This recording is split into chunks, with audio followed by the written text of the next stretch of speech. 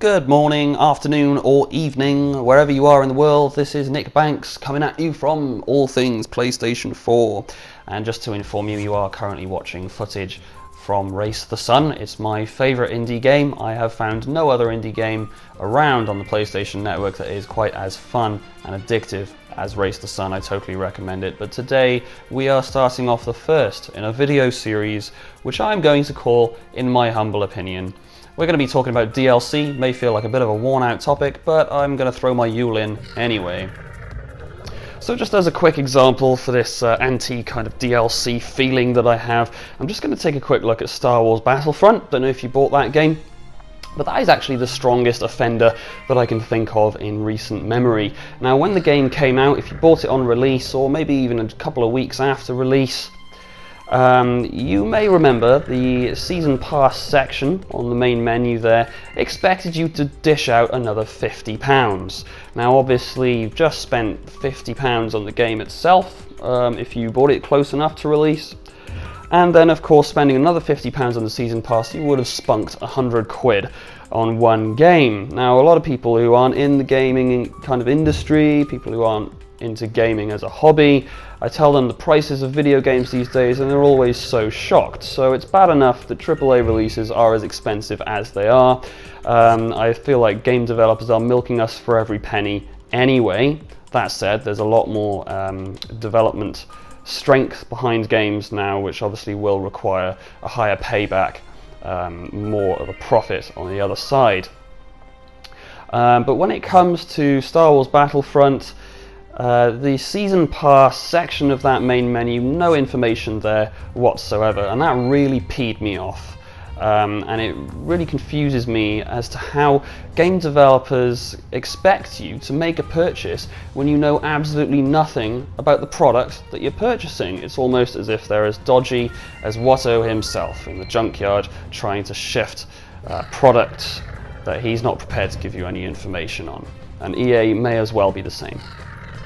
And just to put this concept into perspective for you, the idea that I'm completely befuddled by the fact that you make a purchase and then are expected to make another purchase based on that original one that you made. Imagine if you're reading a book and it's a really good book and you get halfway through the story only to find the halfway point brings you to the back page, and the back page says, go on Amazon and download the rest of the story on Kindle for an extra £5. You don't expect it because you've bought the book, you expect the product as a whole, you expect the entire story. You don't go and get a new car and then say to the guy selling you the car, I'm going to have to go without the extra seatbelts, it's an extra expense, a luxury that I can't afford, so I'm going to have to sacrifice safety because I don't want to get the basically seatbelt DLC.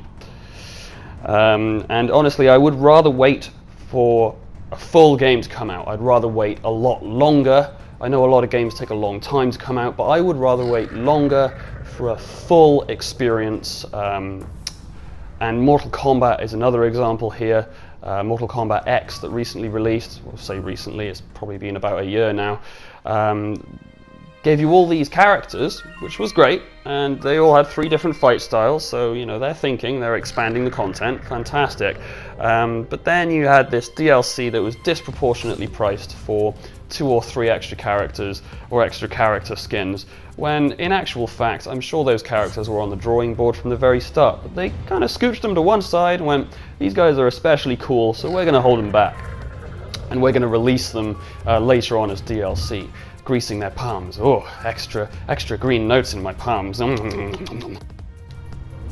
So on the flip side of this argument, I am for DLC in some cases. At the risk of sounding like a big fat hypocrite here, I don't mind DLC when it comes to games like The Witcher 3 or Fallout 4. Bethesda and CD Projekt Red are very clever about how they market their DLC. You know, you've had hundreds of hours of enjoyment out of each of these games. By their very nature, they are open world, free roaming games. So you will get hundreds of hours out of them, as I did, and of course I don't mind parting with an extra £8. A measly £8 for their DLCs, Blood and Wine for The Witcher 3 and Automatron for Fallout 4. Not a very high asking price for what will give you around 7 or 8 hours. That's an hour per pound. That's not a bad exchange right there for the DLCs that you get with those guys.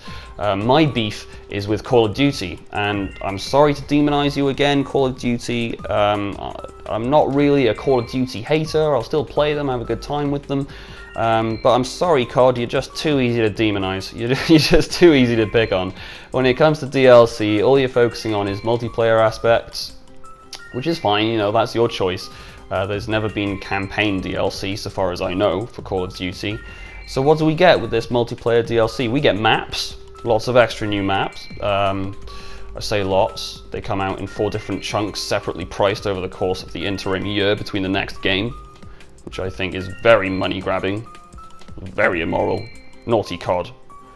And what do you get? You get these maps, and you're running around on them. Yay, I'm in a new map, in a new area. Yeah, this place is shiny, nice and colourful. But then you're bored of it again after an hour. And what have you spunked like 20 quid on it? New weapon skins, new hats, a character that farts on the taunt screen. Who cares? Why are you spending good money on this stuff? You know, we're not made of money, Activision. And I'm sorry, guys, I can't help it. I'm going to go into COD, Infinite Warfare, since we're on the topic. Everyone else on YouTube's talking about it, why not me as well, eh? So with Infinite Warfare, as I'm sure you know, they're marketing it as coming with the Modern Warfare remaster. Happy days, let's get on that. Everyone wants to play Modern Warfare again. No one gives a crap about Infinite Warfare, all that future space stuff. We're not after that, we'll play other games if we want that. But then, of course, you can only get Modern Warfare if you pre-order the Legacy Edition of Infinite Warfare now. No, they know Infinite Warfare is not going to be to everyone's liking, which is rather paradoxical because obviously they've gone and made it. So they're going to try and grab you by the short and curlies by plonking Modern Warfare on there, but the main issue that I take with this is not only with the fact that you can only play the Modern Warfare remaster with a pre-order of Infinite Warfare. The main problem is if you look at the advert at the end of a trailer, it says Modern Warfare with 10 multiplayer maps. There were 16 on the original. Where are the other 6? Well, I'll tell you where. They're probably being held back. Probably going to be used for DLC, and Activision is going to charge us all over again for content that we've already played a couple of years ago. And it's behaviour like this coming from certain developers, not all developers, some of them are great, but certain developers behave in this way where I think to myself, the PlayStation 4K is coming out soon, Sony expects me to buy that. The VR is coming out soon, Sony expects me to buy that. And then next in line, of course, is the developers, who expect me to buy their DLC. Now, if I've just bought the VR and the 4K, I'm going to be pretty keen for payday. My wallet is going to be very empty. So how the hell am I going to have money to spare on a purple hat for my stupid-ass COD character, or a gun that shoots farts? And the simple answer is, I wouldn't. I just simply wouldn't buy those kinds of things, and neither should you, frankly. There was a girl in work, and she came up to me and she was like, I like DLC, they give you extra things after release. And that really peed me off, because unfortunately there are a lot of consumers out there that feel that way and believe that. And that's why the games industry is getting hungrier for money all the time, because they know that they can do it. And I guess that kind of burns me out. I'm all ranted out. Got no more ammunition to throw at you about DLC. I think I've made my point rather clear. If you have anything to add, please drop a comment below. You're also welcome to subscribe to this channel. All Things PlayStation 4 is a developing site, so all the support we can get is mucho apreciado. Comment, share, subscribe, like us over on Facebook too if you want. Until next time, peace.